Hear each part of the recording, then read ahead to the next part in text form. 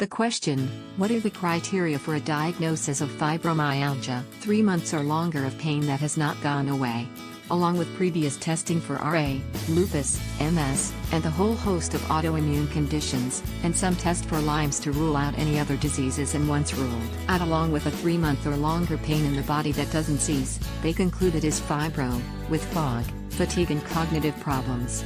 They rule out mental and emotional issues previous to your pain and talk to family members to get a clearer idea of what you might be experiencing. They don't seem to rule out CRPS, chronic regional pain syndrome, or many orphan diseases that can share symptoms with fibro, and so therefore roughly 30% of those diagnosed are misdiagnosis. For right now, this is the only criteria that doctors are using, it seems. The 18 trigger point diagnosis has been tabled, because it was too subjective to how doctors were doing this test, and often they missed the notes, or pushed too hard to create a false positive on how bad the person was feeling, so this test has predominantly been dropped. There isn't a good blood test or lab works that would diagnose as fibro.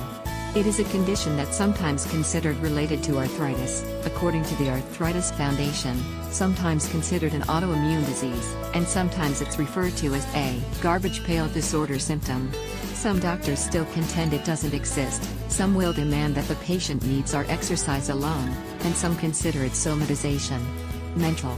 Yes, there is a blood test that was accepted a while back, but the actual diagnosis from this blood test was solo in a blind study. It's not a conclusive test.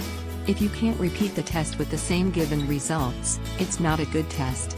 Supportive therapy is what is still being offered at this time. Check out the link below for a guide on long-term remission or to join in with the community.